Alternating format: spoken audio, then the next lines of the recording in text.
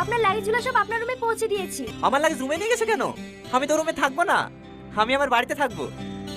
আপনার বাড়ি এই গ্রামে? হ্যাঁ, এই গ্রামে আমার জন্ম। তুমি রুম থেকে লাগেজগুলো নিয়ে এসে গাড়িতে রাখো, একটু পরেই আমি বেরোবো। ঠিক আছে স্যার।